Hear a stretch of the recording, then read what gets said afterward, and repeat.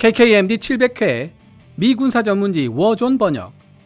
사거리 290km CTM-290을 발사하는 수출형 천무 등장에 긴장한 미국 언론. 한국 에이테킴스 시장까지 잠시 가나?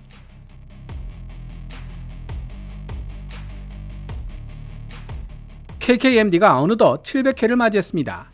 여기까지 KKMD가 이어질 수 있도록 응원하고 격려해주신 시청자 여러분들께 깊은 감사의 마음을 전하며 앞으로도 변함없이 양질의 밀리터리 관련 외신들을 번역하여 전달해 드릴 수 있도록 항상 노력하겠습니다. 미국의 군사 전문지 워존이 2024년 4월 25일 대한민국이 개발한 신형 지대지 탄도미사일 CTM-290에 대해 상세하게 분석한 기사를 내보냈습니다. KKMD 597화 KT-SSM-2를 발사할 수 있는 K239 천무 폴란드 파생형 호마르K의 등장. 우크라이나에도 천무가 있었더라면 편을 통해 K239 천무를 통해 발사되는 사거리 290km의 KT-SSM-2의 등장 가능성에 대해서 말씀드린 적이 있습니다. 2024년 4월 25일 워존 기사에 등장하는 CTM-290이 바로 KT-SSM-2의 수출형 버전의 가능성을 배제할 수 없을 것 같습니다. 예전 기록을 뒤져보면 KT-SSM-1의 사거리는 180km로 회자되고 있는데 반해 KT-SSM-2, CTM-290의 사거리는 290km 정도로 언급되고 있다는 점은 일관되었습니다. KT-SSM-2가 KT-SSM-1보다 약간 길어진 것 외에는 외형적인 차이가 거의 없음에도 불구하고 사거리에 100km 이상 차이가 나는 것은 결국 탄두의 무게의 원인이 있다고 생각하는 것이 가장 합리적이라는 설명까지 드렸었죠. 이 부분에 대해서는 기사 번역이 끝난 이후 다시 설명드리도록 하겠습니다. 이런 배경 지식을 바탕으로 2024년 4월 25일 워존이 게재한 기사를 읽으면 전체적인 맥락이 훨씬 매끄럽게 이해가 됩니다. 기사 번역에 들어가기 전에 한 가지 더 말씀드리고 싶은 부분은 워존이 대한민국 신형 육군 전술 탄도미사일 CTM-290의 등장에 대해 약간 삐딱한 태도로 서술하고 있는 것이 명백하게 보인다는 사실입니다. 그런 경향이 가장 두드러지게 나타나는 부분은 바로 한국산 장비들이 일반적으로 나토 표준을 따르지 않고 있어 서구 시스템과의 통합이 훨씬 더 어렵다는 단점도 있다고 서술하는 부분입니다. 하지만 한국군에게 있어 미군 장비와의 상호 운용성은 매우 중요한 부분입니다.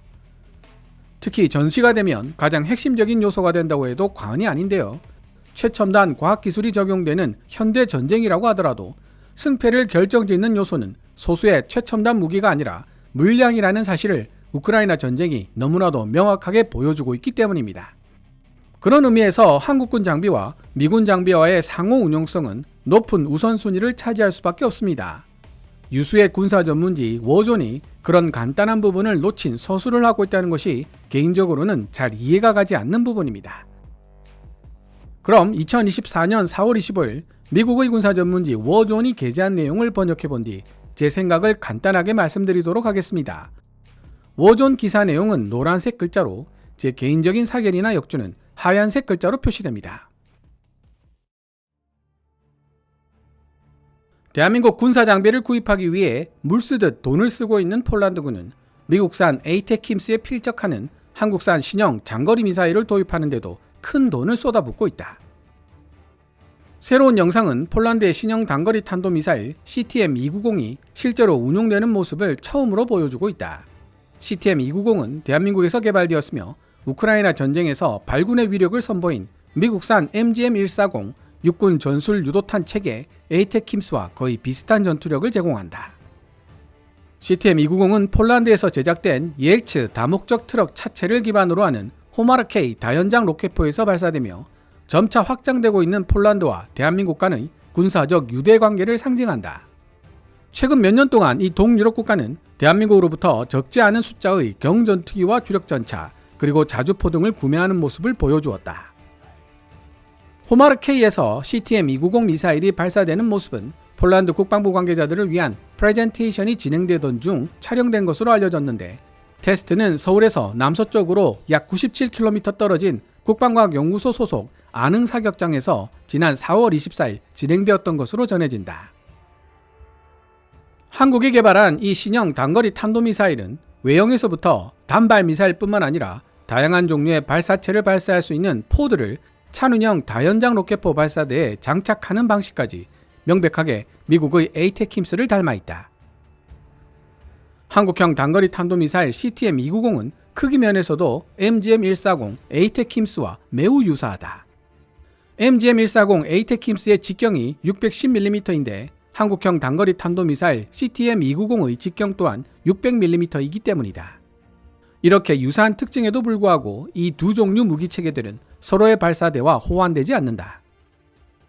CTM-290 한국형 단거리 탄도미사일에 사용되는 탄두의 종류와 폴란드에 제공되는 CTM-290에 탑재되어 있는 탄두 유형은 불분명하다.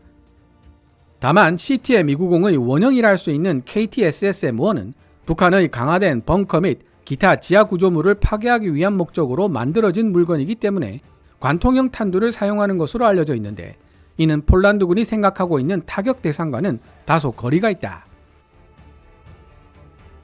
CTM-290 발사 시스템 제조업체인 하나에어로스페이스는 오늘 폴란드에게 호마르K 다연장 로켓포 72문을 공급하는 16억 4천만 달러, 한화 2조 2천억 규모의 계약을 체결했다고 확인했다. 이는 2022년 10월로 거슬러 올라가는 약 220억 달러 규모의 광범위한 계약의 일부이며 여기에는 288문의 다연장 로켓포와 다양한 무기들이 포함되어 있다. 로이터 통신에 따르면 하나에어로스페이스는 최근 발표된 이번 계약이 11월 말까지 정부의 지원을 받는 별도의 금융계약이 체결되어야만 효력을 발휘할 것이라고 밝혔다. 보도에 따르면 다연장 로켓포 1차 인도분 18문과 탄약들이 작년 폴란드군에 인도되었다. 호마르K 다연장 로켓포는 대한민국 K239 천무의 폴란드 수출 버전이며 폴란드산 옐츠 8륜형 다목적 트럭 차체에 통합되어 있다. 호마르K는 또한 폴란드에서 생산한 사격 통제, 통신, 전장관리 시스템을 포함해 다양한 현지 부품과 하위 시스템을 갖추고 있으며 전반적인 통합 과정에서 폴란드 방산업체가 중요한 역할을 하고 있다. 원형인 K239 천무와 수출형 천무인 호마르K 모두 2개의 미사일 컨테이너를 탑재하고 있다. 제조업체인 하나의 설명에 따르면 아능 사격장의 모습을 드러낸 사거리 290km의 CTM-290 미사일은 컨테이너 하나에 한 발만 장전되지만 사거리 약 80km인 CGR-080 정밀 유도 로켓은 컨테이너 하나에 6발이 장전될 수 있다. 공식적으로 발표된 CTM-290의 사거리는 미 육군 전술 유도탄 체계 에이테킴스들 중 가장 긴 사거리를 지닌 버전과 비슷한 범주에 속하며 140km로 가장 짧은 사거리를 지닌 에이테킴스 파생형과 비교해봤을 때 2배 이상 긴 300km의 사거리를 달성하고 있다. 우크라이나에 관해 이야기해보자면 확전을 우려한 미국이 처음에는 단거리 미사일만 제공했었지만 어제 미국 정부는 가능한 한 빨리 장거리 파생형들도 우크라이나에게 공급하겠다고 약속했다. 여러 매체들의 추가 보도에 따르면 이 장거리 미사일들은 이미 비밀리에 우크라이나를 향해 보내진 것으로 파악된다. CGR-080은 미국산 M142 하이마스가 발사하는 M30A1 및 M31A1 227mm 정밀 유도 로켓과 대체로 동일한 성능을 지니고 있다. 이 두 종류의 정밀 유도 로켓은 모두 적어도 70km 이상의 최대 사거리를 지니고 있으며 우크라이나 전쟁에서 상당한 효과를 발휘했다. 1차 계약 합의가 발표된 2022년 10월 당시 손재일 하나디펜스 사장 겸 최고 경영자는 K239 천무는 대한민국 자주 국방 능력의 핵심 자산으로 첨단 포병 체계가 폴란드 국경을 방어하는 역할을 맡게 될 것이며 폴란드의 군사력 증강에 기여할 수 있도록 최대한 신속하게 폴란드 수출형 천무 다연장 로켓포를 공급할 것이라고 말했다. 폴란드 방어를 위해 필요한 많은 요구사항들이 대한민국이 자주 국방을 위해 필요로 하는 요구사항들과 일치한다는 점은 주목할 만하다. 한국, 폴란드 두 나라 모두 특히 기계화 보병과 기갑부대 보유 숫자에서 압도적 우위를 유지하고 있으면서도 예측이 불가능한 이웃 국가와 국경을 공유하고 있다는 공통점을 지니고 있다. 한국은 원래 K239 천무를 킬체인 개념의 일부로 개발했다. 이 개념에서 다연장 로켓포는 단거리 탄도미사일과 함께 적의 후방 지역을 타격하여 북한의 지상 침공 속도를 둔화시키는 데 큰 역할을 담당하게 된다. 러시아가 국경을 넘어 영토 내 다른 곳으로 진격할 가능성에 대해 대체로 비슷한 우려를 하고 있는 폴란드는 2022년 2월 러시아가 우크라이나를 전격적으로 침공하는 모습을 보면서 군 현대화 및 병력 확장에 착수했고 한국을 주시하기 시작했다. 폴란드는 거의 500문에 달하는 하이마스 구매를 미국에 요청했지만 예상보다 너무 지체되는 배송 시간에 불만을 가졌고 결국 한국에서 K239 천무라는 대안을 찾아냈다. 당시 폴란드 부총리 겸 국방부 장관이었던 마리우시 부하시차크는 우리가 요청한 하이마스 500문을 우리가 만족할 수 있는 일정 내에 모두 전달받지 못할 것이라는 사실을 잘 알고 있다고 말하며 폴란드는 하이마스를 여러 단계로 나누어 주문하기로 결정했을 뿐 아니라 미국산 하이마스와 한국산 천무를 모두 보유하게 될 것이라고 선언했다. 한편 하이마스 1차 인도부는 2023년 폴란드에 도착했다. 거의 300km 밖에 있는 목표물을 타격할 수 있는 능력을 지닌 CTM-290 도입은 폴란드 지상군 전투력 강화에 있어 특히 중대한 의미를 지니며 폴란드가 장거리 타격 능력에 점점 더 많은 관심을 두고 있다는 사실을 반영해주는 사례들 중 하나라고 볼 수 있다. 이러한 폴란드의 장거리 타격 능력은 지난달 미 국무부가 폴란드에 17억 7천만 달러, 한화 2조 4천억 상당의 제즘-ER 공대지 순항미사일을 최대 821발 판매할 수 있다고 발표하면서 더 큰 힘을 얻고 있다. 이번 구매는 2016년 폴란드가 F-16CD 블락 52 플러스 전투기를 무장시키기 위해 제즘-ER 70발을 주문한 이후 논의된 것이다. 제즘-ER은 외부 하드 포인트에는 물론 F-35A 내부 무장창에도 탑재가 가능한데 폴란드는 F-35A 스텔스 전투기 32대를 구매하여 제즘-ER로 무장시킬 생각이다. 더욱이 폴란드는 F-15EX 전투기의 유력한 미래 고객으로 떠오르고 있는데 이전에 우리가 논의한 바와 같이 폴란드는 이 F-15EX를 통해 지상 목표물에 대한 원거리 공격에 우선순위를 둘 가능성이 높다. 이번 주만 해도 폴란드는 최대 360발에 달하는 대레이더 미사일 AGM-88G AAR-GM-ER 구매에 대한 승인을 얻었다고 발표했다. 이 대레이더 미사일은 5세대 스텔스 전투기 F-35와 짝을 이루어 폴란드가 원거리에서 적의 대공방어망을 공격할 수 있는 능력을 대폭 향상시킬 것이다. 이 외에도 폴란드는 오르카 프로그램을 통해 조달될 신형 재래식 잠수함 부대용 토마호크 잠대지 순항 미사일 구입에 관심을 표명했다. 동시에 폴란드 해군은 토마호크와 호환되는 마크 41 수직 발사 시스템을 장착할 새로운 수상 전투함을 확보할 계획이다. 그러나 폴란드 해군의 재래식 장거리 타격 능력 확장은 매우 장기적인 프로젝트가 될 수밖에 없고 따라서 한국산 CTM-290과 미국산 제즘-ER은 매우 중요한 갭 필러적 요소로 도입되고 있다는 사실을 의미한다. CTM-290 제즘-ER 도입과 더불어 미국이 제공하는 첨단 신형 주력 전차 및 공격 헬리콥터를 도입하는 프로젝트들은 폴란드 국방비가 대폭적으로 상승하는 요인이 되었다. 폴란드는 현재 GDP의 4.23%를 군대에 투자하고 있는데 이는 나토의 목표인 2%의 2배가 넘는 수치이다. 우크라이나에 대한 러시아의 공격은 폴란드에게 강력한 국방력의 중요성을 상기시켜 주었지만 이러한 국방비 지출이 얼마나 지속 가능한지에 대해 이미 약간의 의문이 제기되고 있는 상황이다. 그 중에서도 특히 폴란드가 구매한 한국산 무기에 적용되는 재정적 조건에 대한 우려가 부각되고 있다. 또한 한국산 장비들이 일반적으로 나토 표준을 따르지 않고 있어 서구 시스템과의 통합이 훨씬 더 어렵다는 단점도 있다. 하지만 호마르K의 경우 폴란드는 이런 종류의 무기를 더 빨리, 더 많이 확보하는 것이 중요하다고 판단한 것으로 보이며 한국의 뛰어난 산업 역량이 이러한 필요에 대한 답이 되어줄 수 있었다. 어쨌든 적어도 현재로서는 호마르K 다연장 로켓포 같은 장비의 판매는 폴란드가 한국의 가장 중요한 방산 장비 고객임을 확실히 보여주고 있다. 그리고 이러한 무기 체계의 조달은 폴란드의 장거리 타격 능력 확대의 중요한 요소가 무엇인지를 잘 보여주고 있다. 지금까지 2024년 4월 25일 미국의 군사 전문지 워존이 게재한 기사 Poland new South Korean built ATACMS-like ballistic missile seen firing for the first time. 폴란드가 도입한 한국형 ATACMS 탄도미사일 최초 발사 장면 목격되다를 번역해 보았습니다. CTM-290은 대한민국에서 개발되었으며 우크라이나 전쟁에서 발군의 위력을 선보인 미국산 MGM-140 에이테킴스와 거의 비슷한 전투력을 제공한다.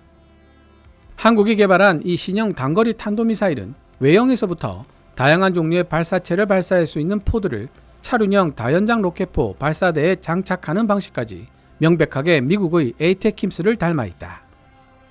또한 한국산 장비들이 일반적으로 나토 표준을 따르지 않고 있어 서구의 시스템과의 통합이 훨씬 더 어렵다는 단점도 있다.